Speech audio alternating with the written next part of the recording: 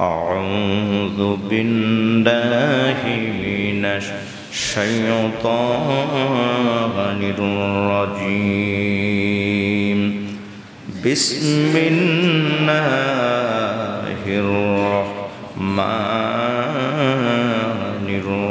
الرحيم سورة أنزلناها وفرضناها وأنزلنا فيها آيات بينات لعلكم تذكرون صدق الله المولى العظيم وصدق رسوله النبي الكريم إن الله وملائكته يصلون على النبي يا أيها الذين آمنوا صلوا عليه وسلموا تسليما اللهم صل على سيدنا مولانا محمد وعلى آل سيدنا مولانا محمد اللهم صل على سيدنا مولانا محمد وعلى آل سيدنا مولانا মক্কা ও মদিনাবাসী তারা কত ভাগ্যবান নূর নবীজির রূপ দেখিয়া কাফের হইল মুসলমান আল্লাহুম্মা সাল্লি আলা سيدنا مولانا محمد وعلى آل سيدنا مولانا محمد الحمد لله حمدا كثيرا والصلاة والسلام على أشرف الأنبياء والمرسلين وآله وصحبه أجمعين অধ্যকার ধর্মপুর এই কেন্দ্রীয় জামে মসজিদে আগত সম্মানিত ইন্তেজামিয়া কমিটি, আমার প্রাণ প্রিয় মুসল্লিয়ান এসাম, দিনদার ইমানদার মুমিন মুত্তাকি ফরহেজগার ভাই ও বাবারা, দূর দারাজ থেকে আগত সুধী মেহমান বৃন্দ, পর্দার অন্তরাল থেকে শ্রবণরতা মা ও বোনেরা, শুরুতেই আল্লাহ পাক আযজা ওয়া জাল্লার আলিশান দরবারে লক্ষ কোটি শুকরিয়া যে মহান মালিক অত্যন্ত ভালোবেসে এবং পছন্দ করে আজকের এই মোতাবারক মনোবর শুক্রবার আল্লাহর ঘর মসজিদে আসার বসার যে তৌফিকটুকুন দান করেছেন, জবানটা খুলে আওয়াজ করে এক বাক্যে বলি আলহামদুলিল্লাহ।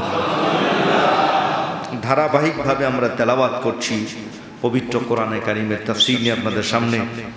আজকে যে সূরাটি তেলাওয়াত করছি সূরা আন-নূর, পবিত্র মদিনা মুনাওয়ারায় এই সূরাটি অবতীর্ণ। 102 খানা আয়াত আছে এই সূরা নূরের ভিতরে, 24 খানা রুকু আছে। পবিত্র কোরআনে কারীমের এই সূরা নূরের একটি শব্দ আছে আল্লাহ নূরুস সামাওয়াতি ওয়াল আরদ। আল্লাহ পাক হলেন আসমান এবং জমিনের নূর। জোরে কোন সুবহানাল্লাহ। আয় আসমান এবং জমিনের নূর সৃষ্টিকারী বা মুনাওয়ার যাকে বলা হয়েছে, আল্লাহ পাক আকাশ এবং জমিনের নূর আয় মুনাওয়ার, যিনি আকাশ এবং জমিনের এই নূর যিনি সৃষ্টি করেছেন। এই নূর শব্দটি কোরআনে কারীমের এই আয়াতে উল্লেখ থাকার কারণে এই সূরাটির নামকরণ করা হয়েছে সূরা আন-নূর। জোরে কোন সুবহানাল্লাহ। নূর মানে হলো আলো, নূর মানে হলো সঠিক পথ দেখায়। পবিত্র কোরআনে কারিমের এই সূরার ভিতরে এমন কতগুলো বিধিবিধান আছে যে পথহারা মানুষগুলোকে এই সঠিক পথের সন্ধান দিয়েছেন, দেখিয়ে দিয়েছেন সঠিক কোনটা। এই জন্য এই বিধিবিধান সম্বলিত এই যে একটি পথ দেখিয়েছেন, এর দরকার হলো আলো। এই জন্য এই সূরাটির নামকরণ করে সূরা আন-নূর করে। জোরে কন্যা সুবহানাল্লাহ। সম্মানিত সুধী, এই সূরার ভিতরে মহান রব তাআলা বিভিন্ন শরীয়তের বিধিবিধান সম্পর্কে এই সূরাতে আলোকপাত করেছেন। মক্কা মুকাররমার সূরাগুলোর ভিতরে পবিত্র ঈমান, আল্লাহ পাকের জাত, রাসূলের পাক সরকারের দয়ালুর উপর ঈমান, ইতিকাদ রাখা, পরকালের বিশ্বাস করা, কবর হাসর, মৃত্যুবরণ করতে, এই সব বিষয়গুলি মক্কি সূরাগুলোর ভিতরে বেশি বেশি আলোচিত হয়েছে। মদিনা মুনাওয়ারার সূরাগুলোর ভিতরে বিভিন্ন রকমের বিধান একের পর এক হালাল হারাম, শরীয়ত সম্মলিত ফরজ ওয়াজিব সুন্নত মুস্তাহাব, কোনটি জায়েজ না জায়েজ, এই সব বিধিবিধানগুলো মদিনা মুনাওয়ারায় এই মাদানী সূরাগুলোর ভিতরে উল্লেখ করা হয়েছে। সূরা আন-নূর পবিত্র মদিনা মুনাওয়ারায় অবতীর্ণ। এই সূরার ভিতরে আল্লাহ পাক এমন কতগুলো বিধান উল্লেখ করেছেন। পর্দার বিধানটা এখানে উল্লেখ করা হয়েছে, জেনাখোরের শাস্তির বিধান এখানে উল্লেখ করা হয়েছে, চোরের বিধানের কথা এখানে উল্লেখ করা হয়েছে। মিথ্যা অপবাদ দেয় মানুষের উপরে, খালি অপবাদ দেয়, একজন মানুষকে সমাজে হেয় করে, ছোট করে, অথবা তাকে অপদস্থ করে, তার বিরুদ্ধে বিভিন্ন উস্কানিমূলক কথা বলে, এই মিথ্যা অপবাদ তার শাস্তির বিধান এখানে উল্লেখ করা হয়েছে। অনেক স্বামী আর স্ত্রী আছে যারা একজন আরেকজনের সাথে শত্রুতামি করে এবং ঝগড়া এবং বিবাদ লেগে যায়, অথবা পরকীয়া আসক্ত হয়ে যায়। স্বামী আরেকজনের সাথে, স্ত্রী আরেকজনের সাথে, স্বামী তার ব্যাপারে অপবাদ দিয়ে থাকে, হ্যাঁ এই কাজ তুমি করেছ, স্ত্রী অস্বীকার করেন, অথবা স্বামী কারোর সাথে করেছেন, স্ত্রী দেখে ফেলেছেন, অস্বীকার করতেছেন। তার বিধিবিধান কি, যাকে লেয়ান বলা হয়, এই লেয়ানের বিধিবিধান সম্পর্ক এবং পর্দা পুশিদা সম্পর্কে, এবং একজন মুমিন মুসলমান কাকে বিয়ে করবেন, এই বিয়ের শাদীর বিষয় সম্পর্কে এই সূরাগুলোর ভিতরে। এবং পরিশেষে রাসূল কারীম সরকার দো আলমকে সাধারণ মানুষের মুমিনের মতো ডাকাডাকি করা, ইয়া মুহাম্মদ, ইয়া আহমদ কয় না, এই জাতীয় নামে ডাকা যাবে না। অন্যান্য মানুষগুলোকে যেভাবে আহ্বান করে এভাবে ডাকা যাবে না, বরং রাসূলকে ডাকতে হবে ইয়া রাসূলুল্লাহ বলে। জোরে কন্যা সুবহানাল্লাহ। আবু বকর সিদ্দিক রাদিয়াল্লাহু আনহু জামাই ছিলেন রাসূলুল্লাহ, আম্মাজান আয়েশার স্বামী ছিলেন, কিন্তু আম্মাজান আয়েশা কখনো এই স্বামী এই অমক, এটারও আম্মাজান আয়েশা কখনো বলেন নাই। আবু বকর সিদ্দিক রাদিয়াল্লাহু আনহুর আমার নবী হলেন জামাই, এ জামাই বাবা। আবু বকর সিদ্দিক রাদিয়াল্লাহু কখনো এই জাতীয় কথা বলেন নাই, বরং আবু বকর সিদ্দিকের ভাষা ছিল ইয়া নবী আল্লাহ। উনি বলেছেন ইয়া রাসূলুল্লাহ, আওয়াজ করে বলেন না ইয়া রাসূলুল্লাহ। কাজে এই সূরার ভিতরে এই সব বিধিবিধানগুলো উল্লেখ করা হয়েছে। ধারাবাহিকভাবে যতটুকু সম্ভব আসুন সূরার শুরু থেকে আমরা তেলাওয়াত করছি। আল্লাহ পাক সূরা আন-নূরের প্রতিটি অক্ষরে অক্ষরের বরকতের নূর আমাদের সিনার মধ্যে মানকুশ করে দেয়, সবাই কোন আমিন। আসুন শুরুতে আল্লাহ পাক বলতেছেন, বিসমিল্লাহির রহমানির রহিম, সূরাতুন আনজালনাহা ওয়া ফারাদনাহা ওয়া আনজালনা ফিহা আয়াতিম বায়িনাত। আল্লাহ বলেন সূরাতুন আনজালনাহা, এই সূরা আমি রব তাআলা নাজিল করেছি। ও আল্লাহর বান্দা, ওয়া ফারাদনাহা, আমি রব তাআলা এই সূরার ভিতরে বিধিবিধানগুলো ফরজ করে দিয়েছি। ওয়া আনজালনা ফিহা আয়াতিন বায়িনাত, আমি রব আল্লাহ পাক বলেন অনেক বিধিবিধান, অনেকগুলো নিদর্শন, আমি রব তাআলা অনেকগুলো হুকুম সুস্পষ্টভাবে এই সূরার ভিতরে উল্লেখ করে দিয়েছি। লাআল্লাকুম তাযাক্কারুন, যাতে করে তোমরা উপদেশ গ্রহণ করো, এই ফরজ বিধানগুলো মানো। আমি আল্লাহ পাক রব্বুল আলামিন এই জন্য এই সূরাটার ভিতরে অনেকগুলো বিধান তোমার জন্য ফরজ করে দিলাম। আল্লাহ পাক রব্বুল আলামিন তিনি যা বলেছেন বান্দার জন্য তা করা ফরজ। মহান রব তাআলা যে আদেশ করেছেন এই আদেশগুলো মানা হলো ফরজ। ও ভাইয়ের আমার, এই জন্যই তো আল্লাহ পাক এই সূরার ভিতরে অনেকগুলো বিধান ফরজ করে দিয়েছেন, নিজেই বলে দিয়েছেন ফারাদানা, সুবহানাল্লাহ, আমি ফরজ করে দিয়েছি তোমাদের জন্য। সম্মানিত হাজিরিন, এই জন্য আল্লাহ একবার আল্লাহ বলেন বিধিবিধান বলে এক নাম্বার আল্লাহ শুরু করলেন আয-যানিয়াতু ওয়াজ-যানি ফাজলিদু কুল্লা ওয়াহিদিম মিনহুমা মিয়াতা জালদা। আল্লাহ বলেন জানাকারী এবং জানাকারী পুরুষ এবং জানাকারী রমণী, ও ভাই মক্কা মুকাদ্দামা আরবের লোকেরা জেনার ব্যভিচার তাদের জন্য ছিল উন্মুক্ত। জাহিলিয়াতের যুগের ছিল না কোনো বিধান, ছিল না কোনো নিয়ম, ছিল না কোনো হুকুম, জোর যার মুল্লুক তার, না ধর্মীয় রীতি না সামাজিক কোনো রীতি। ও ভাইরা, এত অপবাদ জঘন্য পাপ কাজে তারা লিপ্ত হয়ে গেছেন। ভাই বোন ছেলে মা আপনজন কি ভেদ বিধান ছিল না, তাদের মধ্যে কোনো রকমের ভেদ নাই, বিভেদ নাই। এই জঘন্য অপরাধ কাজে তারা ছিল লিপ্ত। মহান রব তাআলা এই ফরজ বিধানাবলী শুরু করার আগে এক নাম্বার যে বিধানটা ফরজ করে দিয়েছেন এখানে, সেটা হলো জেনা। আল্লাহু আকবার। এই জেনার শাস্তিটা তিনি এই ফরজ বিধানের এই শুরুতেই করেছেন জেনা দিয়ে। আল্লাহু আকবার। নবী আমার বলেছেন আকবারুল কাবাইরা শিরকু বিল্লাহ ওয়া কাতলুন নাফসি ওয়াজ জিনা। নবী আমার বলেছেন সবচেয়ে বড় কবিরা গুনাহ আল্লাহর সাথে শিরিক করা।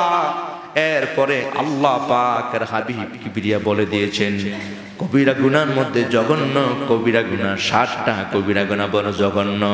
সহিহুল বুখারীতে আছে আন আবি হুরায়রা রাদিয়াল্লাহু তাআলা আনহু قال قال رسول الله صلى الله عليه وسلم اجتنبوا السبع الشرك بالله أكبر الكبائر الشرك بالله وقتل النفس والزنا। الله أكبر। আল্লাহর হাবিবে পাক হায়াতুন নবী আমার নবী পাক বললেন, ও আমার উম্মত, জঘন্য পাপ থেকে তোমরা বেঁচে থাকো। 7টা বড় জঘন্য অপরাধ। সাহাবায়ে কেরামগণ বললেন, ইয়া নবী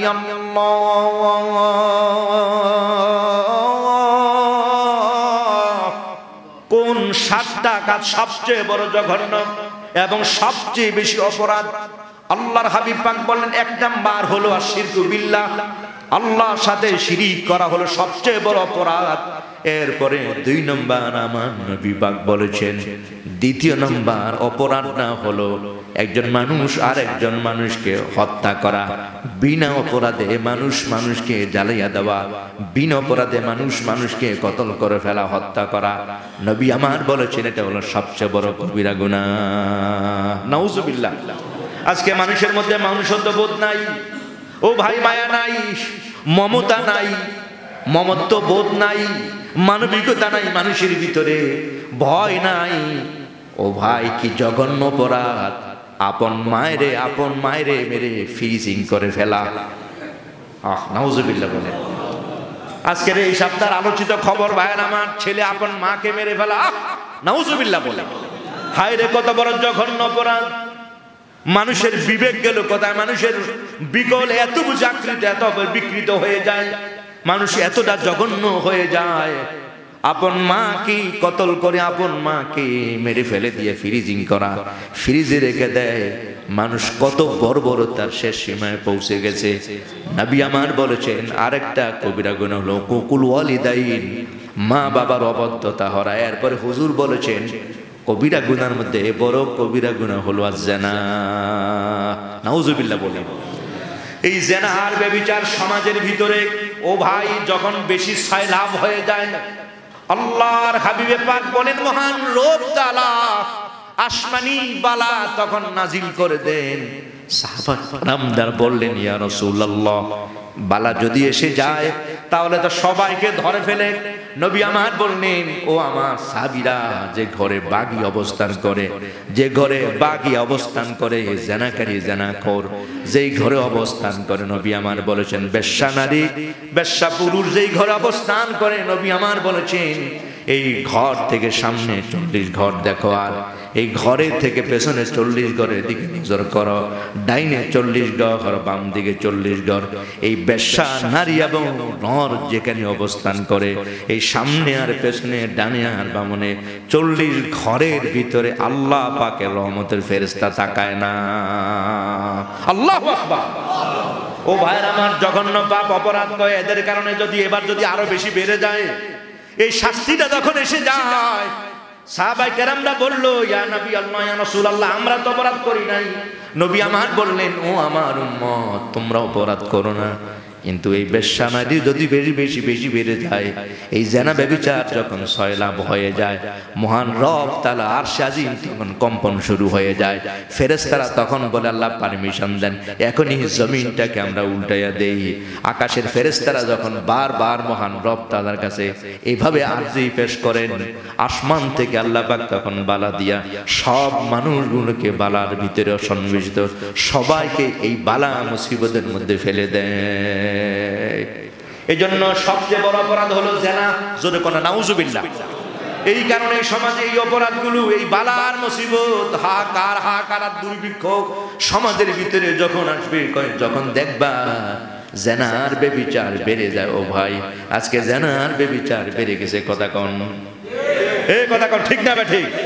এই জন্য শরীয়ত পর্দার বিধান ফরজ করে দিয়েছেন। সূরাতে আল্লাহ বলেছেন, কুল্লিল মুমিনিনা ইয়াগুদ্দু মিন আবসারিহিম ওয়া ইয়াহফাযু ফুরুজাহুম। আল্লাহ বলেন, ইয়া রাসূলুল্লাহ, ইয়া হাবিবাল্লাহ, সূরা আন-নূরে আল্লাহ বলেন, আপনি মুমিন মুসলমানদেরকে বলে দেন, ইয়া রাসূলুল্লাহ, কুল্লিল মুমিনিনা ইয়াগুদ্দু মিন আবসারিহিম, পর্দা করা ফরজ। জোরে বল সুবহানাল্লাহ। এই জেনা আর ব্যভিচারের মূল যে বিষয়টা, এক নাম্বার, প্রথম যে বিষয়টা, এক নাম্বার চোখের ভিতরে যায়, নজরে পড়ে, এরপরে অন্তরে জাগ্রত হয়, কলবে ধাক্কা খায়, এরপরে মাথার মধ্যে কুচিন্তা জাগ্রত হয়, এরপর শাহওয়াত নাড়া দেয়, আর অমনি করে 5 নম্বরে যা জেনায় লিপ্ত হয়ে যায়। নাউজুবিল্লাহ বলে। তাহলে এক নাম্বার প্রথম যেটা শুরু, এটা হলো নজর। এটা কি? নজর। এই নজরে দেয়, হৃদয় ধাক্কা দেয়, সুন্দর কারে কয়, ও ভাই, এরপরে ব্রেনে কমে, এরপরে শাহওয়াত জাগে, এরপরে যায়া মাশাআল্লাহ ফাইনাল কাজে। নাউজুবিল্লাহ বলেন। এই 5টা ধাপের প্রথম নম্বরের যেই ধাপ, আল্লাহ ইমাম ফখরুদ্দিন রাজি রহমতুল্লাহ আয়াতে তাফসীরে লেখেন, এই জন্যই প্রথম নম্বরে যে বিষয়টা, সেই বিষয়টা যেটা এই কাজে লিপ্ত করে, তার নাম হলো নজর। এই জন্য আমার আল্লাহ ফরজ করে দিলেন। সূরা নূরে আল্লাহ বলেন, কুল্লিল মুমিনিনা ইয়াগুদ্দু মিন আবসারিহিম। আল্লাহ বলেন, ইয়া রাসূলুল্লাহ, ইয়া হাবিবাল্লাহ, আপনি মুমিন পুরুষদেরকে বলেন। সুবহানাল্লাহ। এ ভাই, নজর, এই যে পর্দার বিধানটা আল্লাহ পাক আগে মেয়েদের কথা বলেন নাই, আল্লাহ পাক আগে বলেছেন পুরুষদের। সুবহানাল্লাহ। পুরুষদের কথা আল্লাহ পাক আগে বলেছেন, তারপরে আয়াতে আল্লাহ পাক নারীর কথা বলেছেন। আল্লাহ বলেন, ইয়া রাসূলুল্লাহ, আপনি মুমিন পুরুষদেরকে বলে দেন, ইয়াগুদ্দু মিন আবসারিহিম, তারা যেন তাদের চোখের দৃষ্টিকে অবনমিত করে রাখে, ওয়া ইয়াহফাযু ফুরুজাহুম, তারা যেন তাদের লজ্জাস্থানটাকে হেফাজত করে। এই জন্য হুজুর বলেছেন, সহিহুল বুখারীতে আমার নবী পাক বলে, সহিহ মুসলিম শরীফ আছে, ক্বালা রাসূলুল্লাহ সাল্লাল্লাহু আলাইহি ওয়াসাল্লাম, মান ইয়াদমানু লি মা বাইনা লিহাইহি ওয়া মা রিজলাইহি আদমানু লাহুল জান্নাহ, রাওয়াহু মুসলিম। আও কামা ক্বালা আলাইহিস সালাম। জবান খুলে আল্লাহু আকবার। নবীজি আমার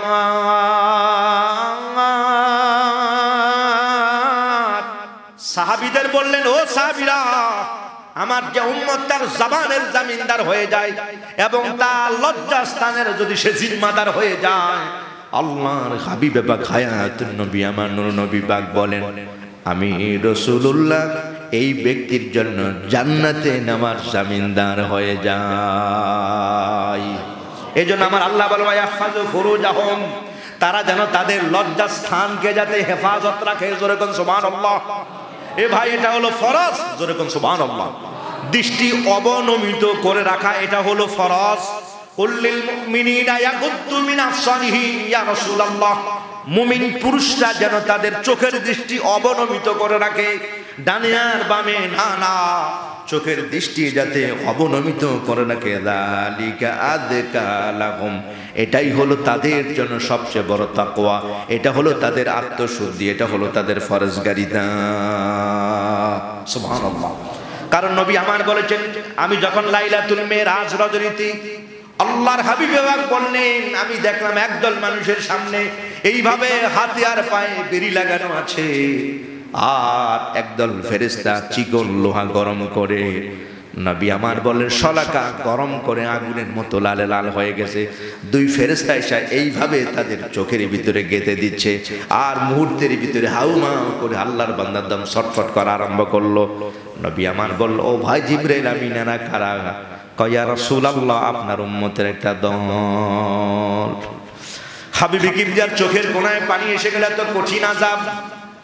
জিবরিল আমিন বললেন, ইয়া রাসূলুল্লাহ, ইয়া হাবিবাল্লাহ, আপনি কি দেখছেন ইয়া রাসূলুল্লাহ? শুধু একবার নয়, দুইবার নয়। নবী আমার কিছুক্ষণ পর দেখে আবার চোখের জ্যোতি ফিরে পায়, আবার লোহাটা শলাকা গরম করে ঢুকিয়ে দেওয়া হচ্ছে। বারবার এইভাবে খালি ঢুকিয়ে দেওয়া হয়, চোখের জ্যোতি চোখ আবার ফিরে পায়, আবার লোহা গরম করে দেওয়া হয়। নবী পাক কান্নে। জিবরিল বললেন, ইয়া রাসূলুল্লাহ, কাঁদবেন না, এদের শাস্তি একবার নয়, শুধু আজকে নয়, কিয়ামত পর্যন্ত তাদেরকে এইভাবে শাস্তি দেওয়া হবে। নবী আমার জানবার চাইলেন, রে ভাই জিবরিল আমিন, কারণটা কি? উনি বললেন, ইয়া নবী আল্লাহ,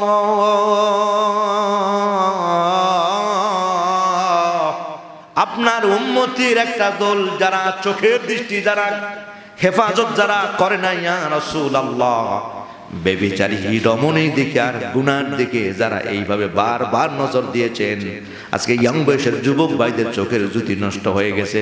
ও ভাই, ল্যাংটা উলঙ্গ পর্ন ভিডিও তারা বারবার নজর করে। এই কথা কোন ঠিক না বা ঠিক? আর মোবাইলটা খুললে এমন কিছু হারামি আছে, খালি এগুলো দিয়া দেয়। এই বলে আছে কি নাই? এমন কিছু হারামি আছে যারা এগুলো দিয়ে দেয়। ও ভাই, ইহুদি এবং নাসারা বিরাট চক্রান্ত। সম্মানিত হাজিরিন, এগুলো আজকে ইউটিউব খোলেন আর ফেসবুক খুললে আপনি দেখবেন উলঙ্গ বেহায়াপনা নগ্ন ছবি ঢেলে দেয়। সম্মানিত হাজিরিন, নবী আমার বললেন, আল্লাহর বান্দারা সাবধান।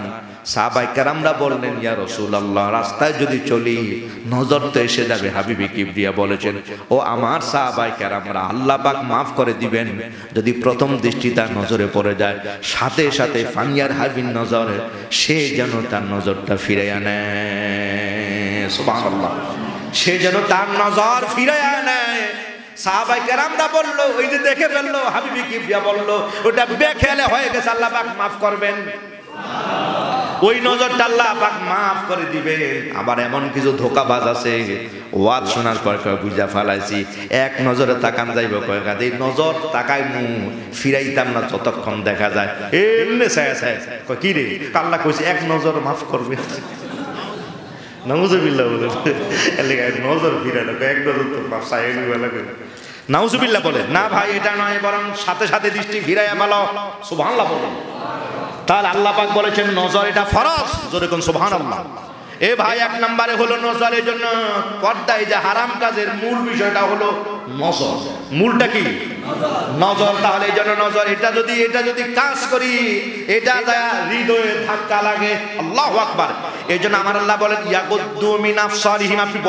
আপনি বলেন দৃষ্টি যাতে ফিরাইয়া দাও, খবরদার। এই জন্য টেলিভিশনের সামনে, ও ভাইয়ের আমার, টেলিভিশনের সামনে বেহায়াপনা দেখবেন না, উলঙ্গ বেহায়াপনা।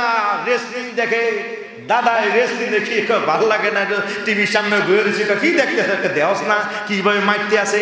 উলঙ্গ বেহায়াপনা মহিলারা রেসলিং গেলে হেঁটি দেখে ঘুরে। এ জোরে বলেন নাউজুবিল্লাহ। ঘুমাইয়ে না কি করবো, ঘুমাইয়ে না, যেন একটু দেখতে আসি। নাউজুবিল্লাহ বলে।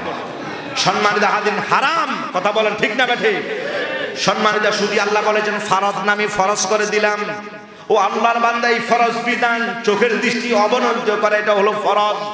এরপরে আল্লাহ পাক রব্বুল আলামিন পরের আয়াতে আল্লাহ বলে দিয়েছেন, ওয়াকুল লিল মুমিনাতি, 31 নম্বর আয়াত, ওয়াকুল লিল মুমিনাতি ইয়াগুদুনা মিন আবসারিহিন্না ওয়া ইয়াহফাজুনা ফুরুজাহুন্না।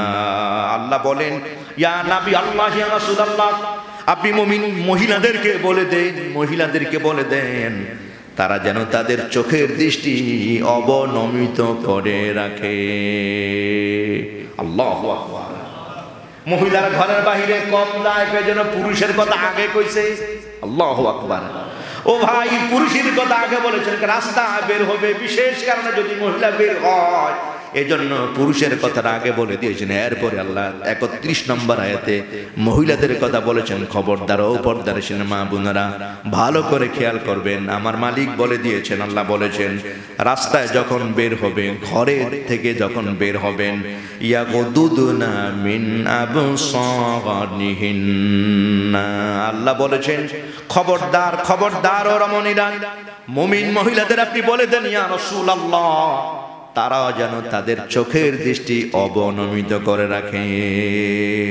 ওয়ায়াহফাজনা ফুরুজাহুন্না, তারাও যেন তাদের লজ্জাস্থানকে যাতে হেফাজত করে, এটা ফরজ। অনেক পুরুষ আছে ডানে বামে তাকায় না, মাশাআল্লাহ। আবার এমন কিছু আফা আছে সুন্দর পুরুষ দেখলে বারবার এমনি, আবার দেখবেন কি বোরকা বেরোছে ও ভাই, চোখের দিকে খালি সগর বগর টাকায়। এই কথা কোন আছে কি নাই? না, চোখের ডানে আর বামে ঘোরাবেন না বোন আমার, খবরদার। ওয়ালাইদিনা জিনাতাহুন্না ইল্লা মা যাহারা মিনহা, খবরদার তারা যেন তাদের রূপ সৌন্দর্য, তারা যেন তাদের রূপ, তাদের যৌবন, তাদের সৌন্দর্য যেন পর পুরুষের কাছে যাতে প্রকাশ না করে, এটা হারাম। ইল্লা মা যাহারা মিনহা, খবরদার পর পুরুষকে দেখায়ও না। ও ভাই, পর্দা পুশিদা নাই, কথা বলেন ঠিক না বা ঠিক? বড় রূপ কার কত আছে, যৌবন কার কত বেশি আছে।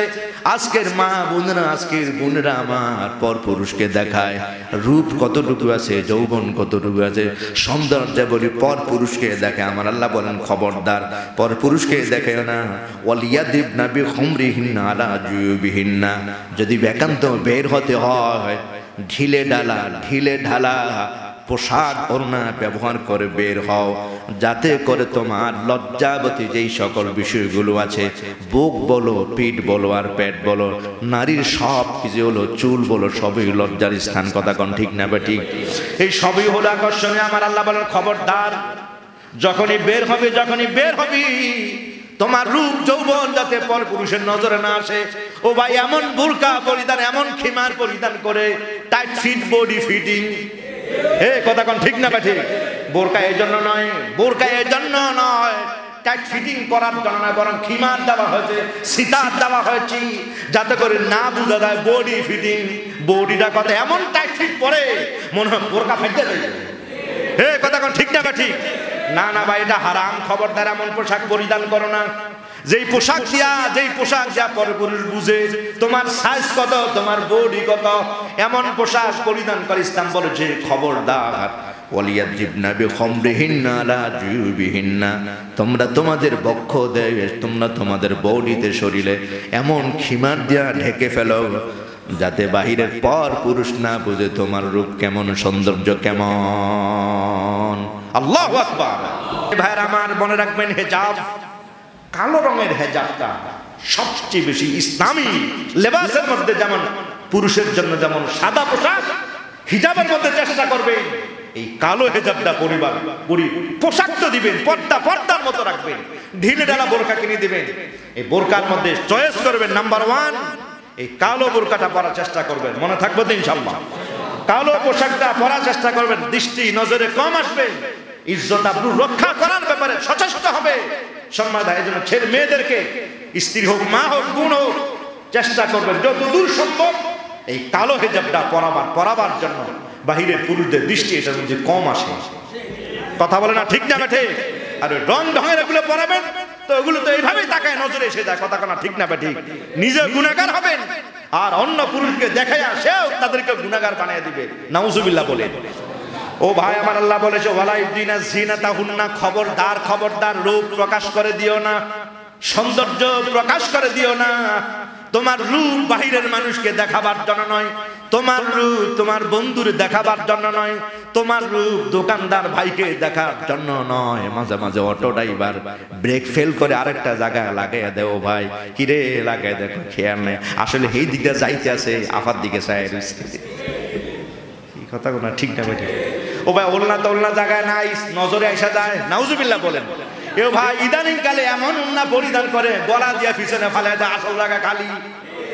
কথা ঠিক না ঠিক? রাগ হয়েন না ভাই, আমার আল্লাহ কয় বিখমরিহিন্না আলা জুবিহিন্না, বক্ষ দেশের উপরে তুমি ওড়না খিমার পরিধান করো, যাতে করে পরপুরুষের নজরে না আসেও ভাই। ওড়না জায়গায় না, এই জায়গা খালি হয়ে গেছে। কথা কোনা ঠিক না বেটা? এই জন্য আমার নবী পাক বলেছেন, আমার মা ফাতেমার মতো তুমি জিন্দেগি যাপন করো, যাতে পরপুরুষের নজরে না আসে। আল্লাহু আকবার। মাইয়া গুন্ডে চলতো কইছে মা ফাতেমার মতন, আরে হেগুন দেহি চলতে আসে বেডা মানুষের মতন। কথা কও ঠিক না ঠিক? মাইয়া গুন্ডে চলতো কইছে মা ফাতেমার মতন, আরে হেগুন দেহি চলতে আসে বেডা মানুষের মতন। মাতার ওল্লা মাথাতে নাই আরে কান্দল, রাগ কইরেন না ভাই বোনেরা দুইয়ান কথা কই, যদি হাসা কথা কই, যদি হাসা কথা কই তো হেগুন ছুটবো আরে লই, যদি হাসা কথা কই তো হেগুন ছুটবো আরে লই। রাগ কইরেন না ভাই বোনেরা দুইয়ান কথা কই। বাড়িয়া মাইয়া লম্পা বই যায় ওসা জোতা কিনি, আরে হতে গাড়ে উত্তি হরে। আপনারা দেখছেন নি ও ভাই, হেদিনগা উত্তি হরে, হেদিনগা উত্তি হরি শর্মে গেছে বই। রাগ কইরেন না ভাই বোনেরা দুইয়ান কথা কই, যদি হাসা কথা কই, যদি হাসা কথা কই তো হেগুন ছুটবো আরে লই, যদি হাসা কথা কই তো হেগুন ছুটবো আরে লই। রাগ কইরেন না ভাই বোনেরা দুইয়ান কথা কই। মোবাইল ফোন আইছে এবার আঙ্গ ঘরে ঘরে, আরে হরালে হাবাদি মাইয়া খালি মিস কল মারে। কথা কোন ঠিক না ঠিক? খুদা দেখবেন খালি খালি মিস কল, ওয়াইফাই তো ফ্রি মাশাআল্লাহ, কান্দে দি আলা।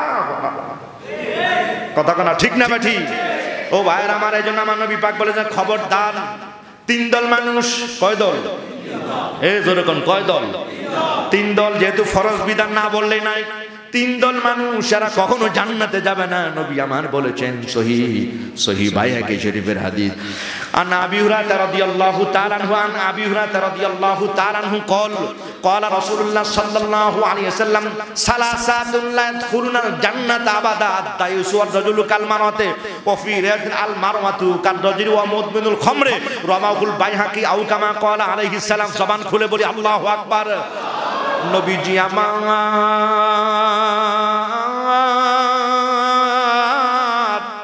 উম্মত কি বলে দে, ও আমার উম্মত, তিন দল মানুষ এরা কখনো জান্নাতে যাবে না। এক নাম্বার হলো আদ-দায়ুস। যারা বেপরদাহীন ভাবে যারা চলাফেরা করে, আর ওই বেপরদাহীন ভাবে নিজের ছেলে আর মেয়েদেরকে যারা ছেড়ে দেয়, নবী পাক বলেছেন এরা সবাই হলো দায়ুস। হাবিবে কিবরিয়া বলেছেন এই দায়ুস নাম্বার তারা কখনো জান্নাতে যাবে না। নাউজুবিল্লাহ বলে। এজন্য ভাই মেয়েকে পর্দা করাবেন, স্ত্রীকে পর্দা করাবে, এটা ফরজ।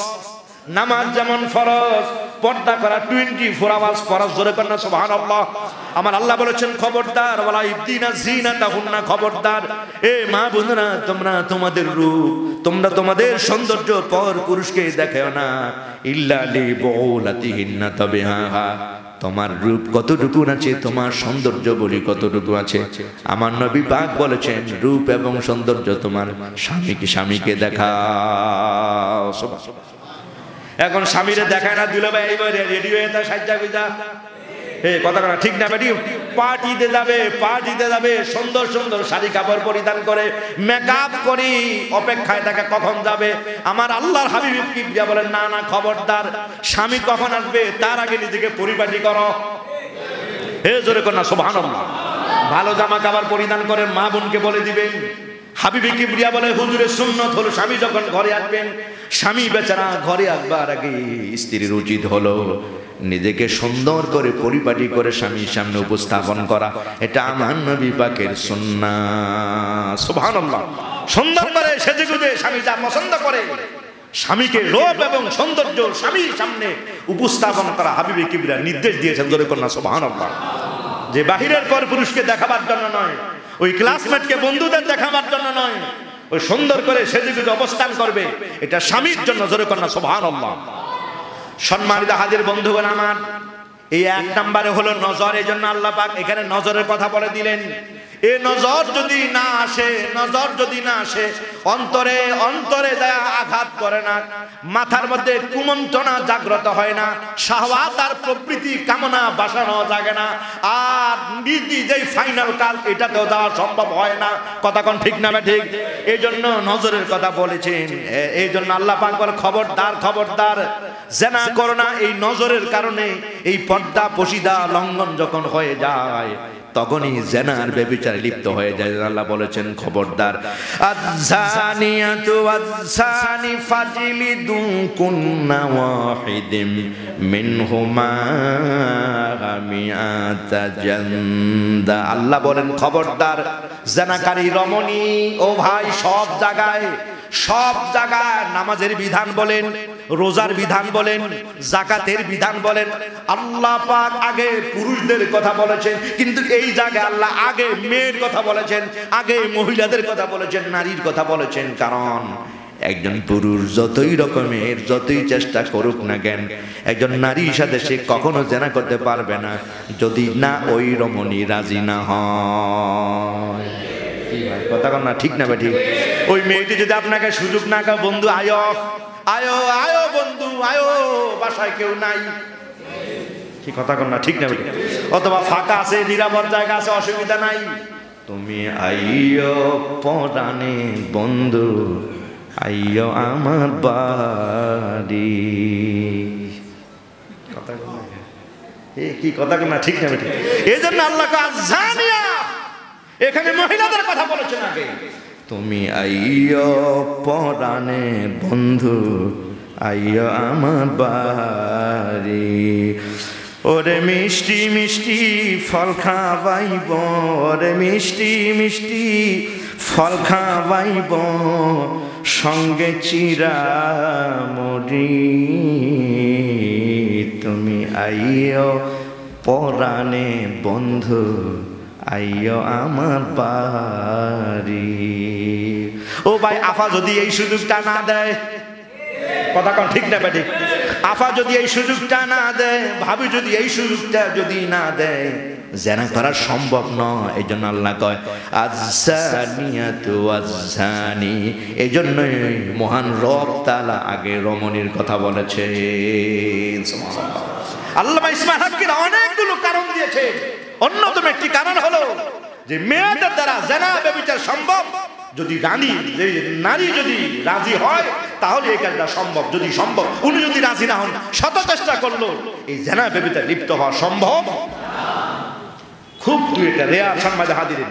এরপর আল্লাহ বলে আয-যানিয়াতু ওয়াজ-যানি, খবরদার জানাকারী রমণী এবং জানাকারী পুরুষ এরা যদি জেনা করে, আমার আল্লাহ বলে কুল্লা ওয়াহিদিন মিনহুমা মিআতা জালদা, খবরদার তোমার যৌবন হেফাজত করা তোমার উপর ফরজ, নারী তোমার যৌবন হেফাজত করা তোমার জন্য ফরজ। আল্লাহ বলেছেন খবরদার যদি জেনাকারী পুরুষ এবং জেনাকারী রমণী হয়, এরা যদি ব্যভিচার করেই ফেলে, ইসলাম বলে দিয়েছে কুল্লা ওয়াহিদিন মিনহুমা মিআতা জালদা, দোনোটাকে ধরো পাকড়াও করো। কাজী হুকুম দিয়া দিবেন, জল্লাদ রেডি হয়ে যাও, এবার চাবুক নিয়ে আঘাত শুরু করে, একটা নয় দুটা নয়। আমার আল্লাহ বলেছেন মিয়াতা, মিয়া মিয়া আলফুন, মিয়া কত?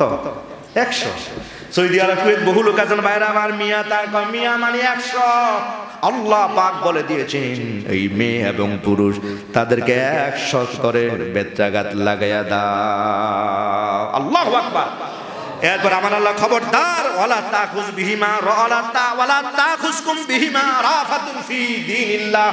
না না, আল্লাহর বান্দারা, চেয়ারম্যান সাহেবের মেয়ে, এটা মেম্বারের ছেলে, এটা এমপি মহোদয়ের ছেলে, কয় না না খবরদার এই জায়গা চেয়ারম্যান নাই, এই জায়গায় মেম্বার নাই, এই জায়গায় জমিদার নাই, সওদাগর নাই, এটা বসুন্ধরা কোম্পানির ছেলে হোক না না, ফরজ বিধানের ব্যাপারে সামান্য পরিমাণ মায়া দেখানো যাবে না।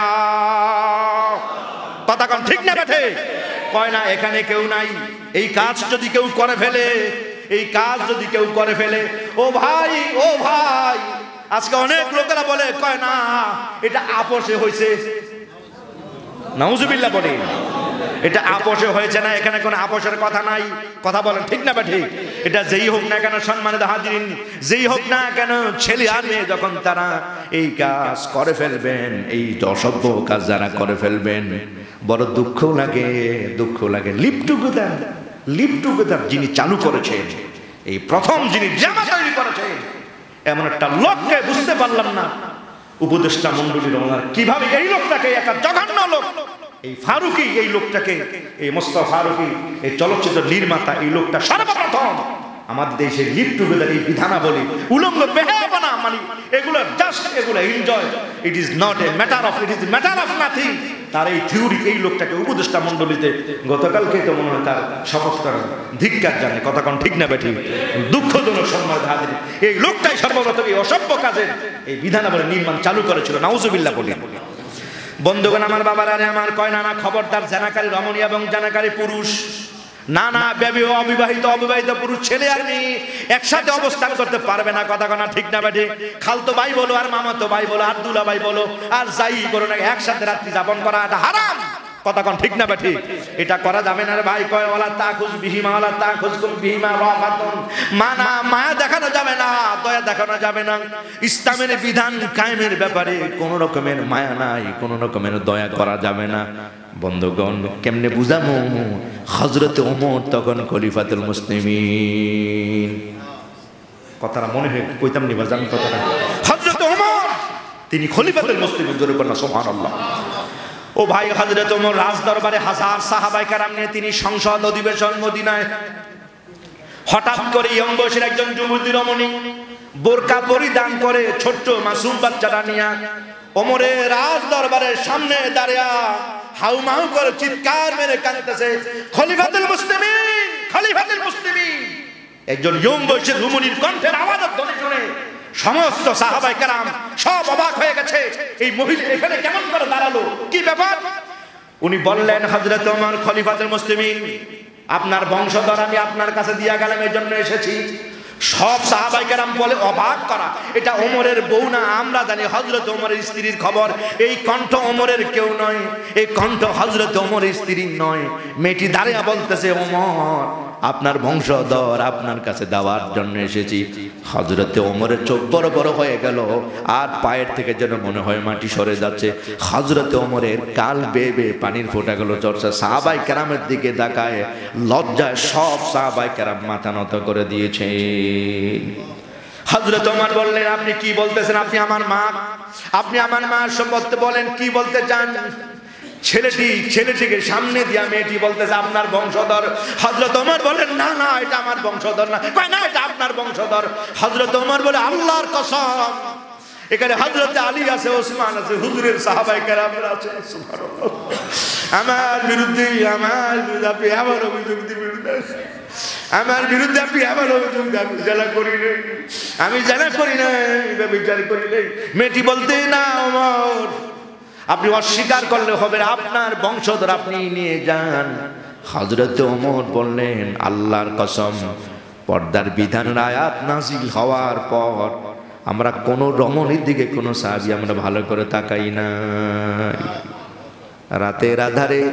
রাতের আধারে মেয়েকে আমরা বাড়ি পর্যন্ত পৌঁছে দিয়ে এসেছি। মেয়েটি আমাদের পেছনে পেছনে পাহাড়িয়া পথ, ইচ্ছা করলে ধর্ষণ করা যায়, ইচ্ছা করলে ভোগ করা যায়। সাহাবী একটা ভোগ করা দূরে থাকো, নির্যাতন করা দূরে থাকো, পেছনের রমণীটি সুন্দর না কালা, লম্বা না বেটে, আমরা সাহাবীরা এটাও তাকাই না। সুবহানাল্লাহ। কাজী মা আপনি আমার বিরুদ্ধে অপবাদ দিবেন না। মেয়েটি তখন বলতেছি, ওমর অস্বীকার করবেন না। হযরত ওমর বলেন, ও মা আমি জেনা করি নাই, ব্যভিচার করি না, আপনি আমার বিরুদ্ধে অপবাদ দেবেন না। এই হাজার সাহাবায়ে কেরামদের সামনে আমাকে লাঞ্ছিত করবেন না। মেয়েটিকে উনি ওমর বলল, আপনি সত্য করে বলেন, এই সন্তান কার, কেন এসেছেন, কেন আপনি আমার কাছে অভিযোগ দিচ্ছেন? এবার মেয়েটি বলতেছে, ও ওমর সন্তান যদিও আপনার না, কিন্তু আপনার বংশধর। হযরত ওমর এই মনে হয় একটু দম ফিরে পেয়েছেন, আলহামদুলিল্লাহ বলেছেন। কোন আলহামদুলিল্লাহ।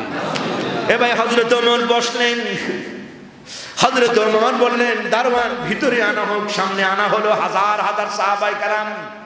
এবার মেয়েটি বলতেছি, ও ওমর, যদি আপনি জিনা করেন নাই, এটা আপনার সন্তান, আবু সাইমের গর্ভের সন্তান।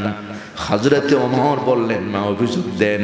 এবার কাজী সাহেব অভিযোগ লিখলেন, গত অমুক তারিখে অমুক অমুক সময়ে হযরতে ওমরের ছেলে আবু সাইম রাস্তা দিয়ে চলতেছেন আর মদ খেয়ে তিনি মাতাল হয়ে গেছেন। ও ভাই, মাতলামি অবস্থায় মাথা ঠিক থাকে না, কথা বলা ঠিক না বা ঠিক?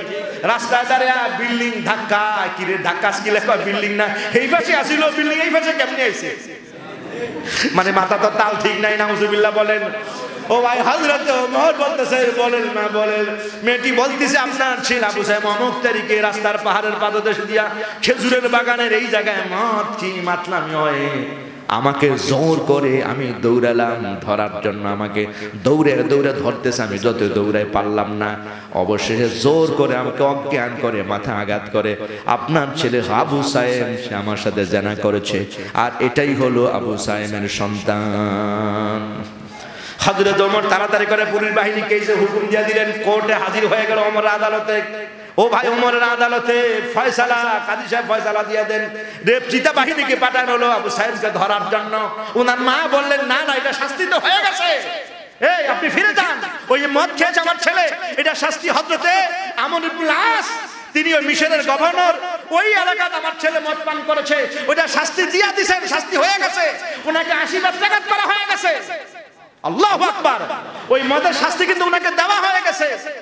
পুলিশ বাহিনী ফিরে এসেছেন, হযরত ওমর তাকে ধরে আনা হোক। আল্লাহু আকবার, কোর্ট এসে গেছে, এটা ওমরের আদালতে নালিশ বিচার করে গেছে। আল্লাহু আকবার। ও ভাইরা আমার, বন্ধুগণ, হযরত ওমরের ছেলেকে ধরার জন্য বারবার ফিরে আসেন। গভীর রাত, হযরত ওমর বললেন, তোমরা আমার সঙ্গে চলো। হযরত ওমর ডাক দিলেন, বাবা আসেম, বাবু আসেম, আবু সাইম, আবু সাইম। দরজা খুললেন, হযরত ওমর দৌড়ে বাহিনীকে বললেন, তাকে গ্রেফতার করা হোক। ওমরের বিবি হযরত ওমরের কদম চেপে ধরে, আল্লাহর কসম এটা আমার ছেলে। সুবহানাল্লাহ। হযরত ওমর বলল, না না, প্রাণের বিবি, এখানে ছেলের কোনো পরিচয় নেই, এখানে বাবার কোনো পরিচয় নয়, এখানে আমিরুল মুমিনিনের ছেলে নয়, এখানে হযরত ওমরের ছেলে নয়। ওমরের আদালতে নালিশ এসে গেছে, বিচার হযরত ওমরের আদালতে এসে গেছে। কাজে একজন নগণ্য আসামি ছাড়া আর কিছুই নয়। যতই কেঁদেছেন কোনো লাভ হয় না। ভাইয়েরা আমার, সময় যেহেতু শেষ, মূল কথাটা বলে দিচ্ছি। ভাইয়েরা আমার, হযরত ওমর ফয়সালা যখন দিলেন, বেত্রাঘাত করা হোক। আল্লাহু আকবার। 100 বেত্রাঘাত। কয়শো? জল্লাদ চাবুকটা দিনের সামনে যায়। আরে কেমনে মানি? প্রেসিডেন্টের ছেলে। সুবহানাল্লাহ, প্রেসিডেন্টের ছেলে। মন্ত্রীর ফোনেই তো এসপি কাঁপতে থাকে, জি স্যার, স্যার, স্যার, দাদা, জি sir, sir, sir, sir, sir, sir, এই আসামিটা পৌঁছে দিছি, স্যার, স্যার, স্যার, কোনো অসুবিধা নাই। কথা ঠিক না ঠিক? হ্যাঁ এসপি, আপনি জানেন এটা আমার লোক, জি স্যার, পৌঁছে দিতেছি। মার্ডার কেসের আসামিরে পুলিশে বাড়ি নিয়ে পৌঁছে দিয়ে, স্যার, স্যার, স্যার, জায়গা স্যার। এই কথা ঠিক না ঠিক? হযরত ওমরের ছেলে জল্লাদ চাবুক নিয়ে হাতে যায়, চাবুক মারে, ওমর বলে, আঘাত করে, তাকে আঘাত করো। সম্মানিত হাজির, জল্লাদ মারতেছে, এক এক করে 90-এর উপরে 95 মতান্তর 93 বেত্রাঘাত করেছেন। আবু সাইম ভলে পড়ে গেছে। হযরতে ওমর জল্লাদকে বলেন, আঘাত করেন। দেখে যে আবু সাইম আর নাই। ইন্না লিল্লাহি। সারা ময়দান সব নিস্তব্ধ হয়ে গেছে। 75 দেওয়ার পর তিনি জগৎ থেকে বিদায় হয়ে গেছে। হযরত ওমর বললেন, জল্লাদ চাবুকটা হাতে নিয়ে আঘাত করো না কেন? উনি বললেন, আর কেমনে মারি, একজন মাইয়েত কি? হযরত ওমর চোখের পানি ছেড়ে চিৎকার মেরে হাউমাউ করে কান্দেন আর বলে, আল্লাহর কসম, হযরতে ওমরের কিয়ামতের ময়দানে আসামির কাঠ গড়ায় দাঁড়িয়ে দাঁড় করেও না। আল্লাহ যদি জানবার চায়, ওমর নিজের ছেলে বলে 5টা কম দিয়েছ, ও ভাই, আমি ওমরের আল্লাহর আদালতে আসামি বানাইও না, বাকি 5টা মরা লাশের উপরে ঢেলে দাও। এই জন্য আমার আল্লাহ বললা, তাখুযকুম বিহিমা রাফাতুন ফি দীনিল্লাহ। সুবহানাল্লাহ। জানাকারী পুরুষ, জানাকারী রমণী, অবিবাহিত যদি হয় 100 বেত্রাঘাত দিয়ে দাও। এরপর আয়াতটা রহিত হয়ে গেছে।